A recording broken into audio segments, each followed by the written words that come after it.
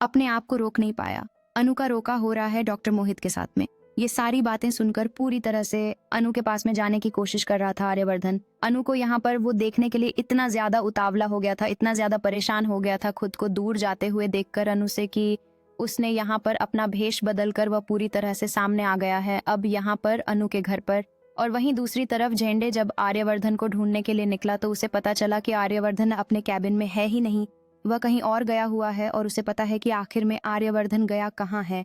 तब आखिर में आने वाले एपिसोड में क्या खास होगा, क्या दिखाया जाएगा आने वाले एपिसोड में, चलिए एक एक करके सारी बातें हम आपको इस वीडियो के अंदर बताते हैं। अनु अपने लिविंग रूम में एक कुर्सी पर बैठी है, उसकी आंखों में चिंता और उलझन है। वह अपनी फोन को मजबूती से पकड़े हुए है जैसे वह आर्यवर्धन की कॉल का इंतजार कर रही हो।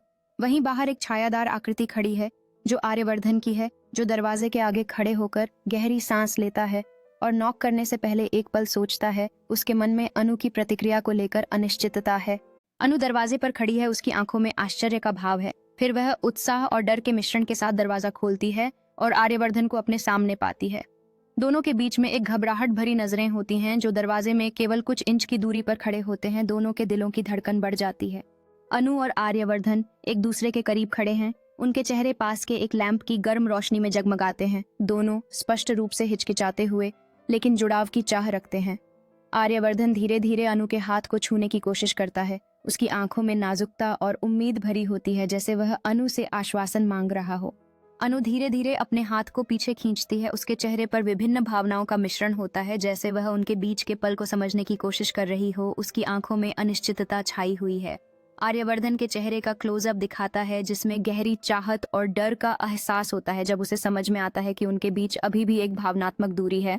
अनु कदम पीछे खींचती है। उसकी आंखों में अब संकल्प का भाव है जैसे वह आर्यवर्धन को देख रही हो और अपने भावनाओं का ईमानदारी से सामना करने का निर्णय ले चुकी हो।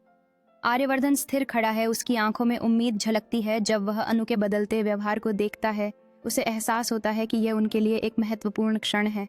अनु गहरी सांस लेती है, उसकी मुद्रा अधिक आत्मविश्वास से भर जाती है जैसे वह आर्यवर्धन से अपनी सच्चाई कहने के लिए तैयार हो रही हो। एक विस्तृत दृश्य में अनु दृढ़ता से खड़ी होती है और आर्यवर्धन ध्यान से उसे देखता है। उनके बीच अनकही बातें हवा में गूंज रही हैं। अनु ईमानदारी से बात कर रही है, उसके हाथ इशारों में हैं। जब वह आर्यवर्धन के सामने अपनी भावनाएं व्यक्त करती है उसकी आवाज स्थिर लेकिन भावुक होती है। आर्यवर्धन ध्यान से सुन रहा है, उसके चेहरे पर उम्मीद और चिंता का मिश्रण होता है जैसे वह अनु के शब्दों को समझने की कोशिश कर रहा हो। हवा में तनाव स्पष्ट है। अनु अपने दिल की बात खत्म करती है, उसके होंठों पर एक हल्की मुस्कान आ जाती है जब उसे एहसास होता है कि उसने अपने भावनाओं का बोझ आर्यवर्धन के साथ साझा कर लिया है। आर्यवर्धन एक कदम और करीब आता है, उसका चेहरा नरम पड़ जाता है जैसे वह अंततः ईमानदारी और गर्मजोशी के साथ अपनी भावनाएं व्यक्त करता है।